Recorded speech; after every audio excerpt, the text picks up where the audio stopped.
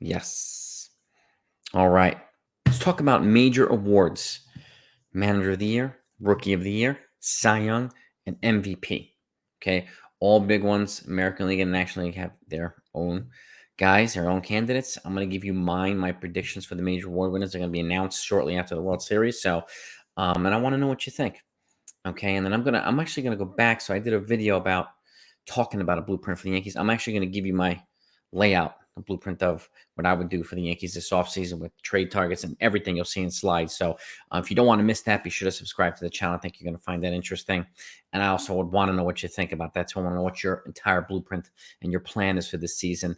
And then I'm going to pivot to MLB free agent predictions and then what I think the Yankees will actually do versus what I think they should do. So there's a lot of stuff coming. I don't want you to miss it. So be sure to subscribe to the channel if you haven't yet. Be sure to hit the notification bell if you want to know exactly when these things are coming out.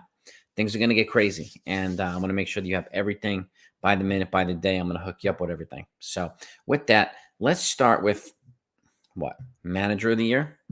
Okay, you'll see the slide coming up in 1 second here. Manager of the Year. So my picks are Buck Showalter from the Mets, okay, and Brandon Hyde, Baltimore Orioles. Buck Showalter, Uncle Steve Cohen, he invested in his product, right? He invested in his team, and he got Buck Showalter's an old school manager who adopted a little bit of analytics, but really steered that ship well. And with all the guys that Uncle Steve brought in, he was positioned to succeed. But again, it's not the easiest thing in the world to do. So just because you get a boatload of talent on the roster doesn't mean they're going to stay healthy. Doesn't mean they're all going to gel. And Buck Showalter is a veteran manager who helped make that a success. And 101-61, that's a hell of a season they had compared to the other seasons they've had prior to that. So he's my pick for NL Manager of the Year. Pivoting over to Brian Hyde, I mean, they had 5 terrible seasons, and all of a sudden, out of nowhere, the 83 and 79. And this is an upstart team too, American League East team, which got some young players over there, Cedric Mullins and John Means and several other, Dinah Adley Rushman, and some players that are going to be putting them in a position to play well over the next decade. So, and Brian Hyde did a remarkable job at developing these players, or help developing these players and steering the ship to put them in position to actually almost make the postseason. They had like 3 out of 5 last season were 100-loss seasons. So for them to actually only miss the postseason by a game or two, that's a heck of an accomplishment. I give a lot of kudos to Brandon Hyde doing it in the very, very tough American League East. So now let's pivot over to how about Rookie of the Year? Okay. Michael Harris.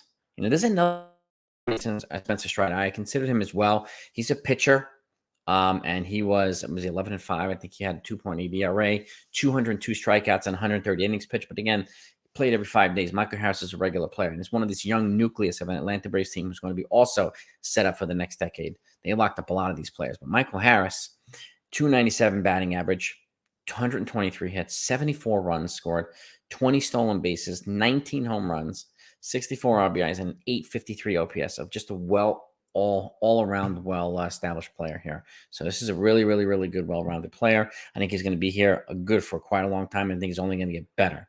So Michael Harris is my pick. I can't congratulate these guys yet because they haven't been chosen, but he's my pick. And then over to the American League, Julio Rodriguez. It's really kind of hard to argue with this kid's stats. There's arguments being made for other folks as well, but 284 batting average, 145 hits, 28 home runs, 75 RBIs. Also was a runner-up in MLB All-Star Game Home Run Derby to Juan Soto. 25 stolen bases, an OPS of 853, the same exact OPS as Michael Harris. 25 doubles and three triples. I mean, all around great player who also helped Seattle make it into the postseason. I don't know if they would have made it without him.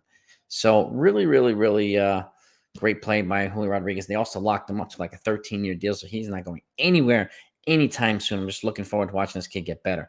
Baseball's definitely getting more exciting. He's one of the players that's helping the sport be that way. So now pivoting over to Cy Young Award. Sandy Alcantara is my pick in the National League.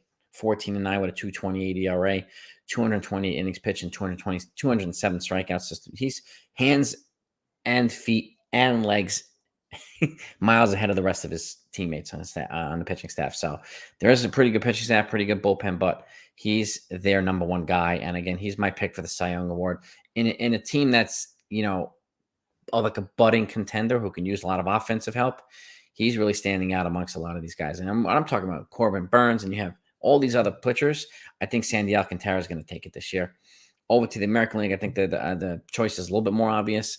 Justin Verlander from the Houston Astros coming off Tommy John at 40 years old, right? 18-4 with a 175 ERA, 175 innings pitched, and 185 strikeouts. And he's pitching in the World Series right now. So it's really, really hard to know. And you have Framber Valdez, his teammate, 17-win guy, and you have so many other capable guys who can win Cy Young awards. But Verlander, to me, is hands down the American League champ this year.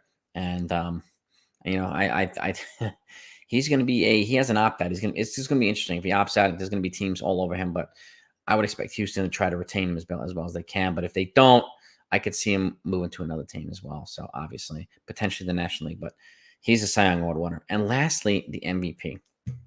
Okay, the reason why I keep MVP for last is because essentially it's a dual thing. Position players cannot win the Cy Young Award, but pitchers can win the Cy Young Award and the MVP or the MVP. So that's why I saved this one for last. So because it could be a pitcher sometimes, but this year it's offensive players. Paul Goldschmidt from the National League, St. Louis Cardinals, 317 batting average, 35 home runs, 115 RBIs, 178 hits, 41 doubles, and a 918 OPS. Fantastic Sterling defense, part of a dynamic duo with him and Nolan Arenado, and helping to put these guys in the postseason for the first time in a while. And I expect him to be another rock solid guy for the next several years over in St. Louis. So he's my pick for National League. And then American League, it's kind of obvious to me, but Aaron Judge. I mean, there's an argument to be made for Shohei Ohtani. Okay, and he can qualify. He qualifies for both on both sides, right? For pitcher and offensive player. But Judge had a historic year. He's the new American League home run king. He's the new Yankees single season home run king as well, with a 311 batting average. And talking about, remember, most valuable is also valued to not only the best stats, and he helped propel his team when the offense was down. He was one of the most steady guys all throughout the year. So to me, he gets the edge for that. But 62 home runs with a 311 average, 131 RBIs, 133 runs, 28 doubles, okay, 1.111 OPS. I mean, absolutely out-of-worldly stats. And to me, I think he's hands down. I think Shohei Ohtani might get a couple of first base votes, but I think Aaron Judge should probably win relatively decisively. I'd be shocked if he doesn't win the MVP this year. So those are my picks. Let me know what you think. Are your picks the same? Are they different? Let's get into it. Give me your feedback in the comments, and I have a lot more stuff coming. So you know what to do if you don't want to miss them. Over and out.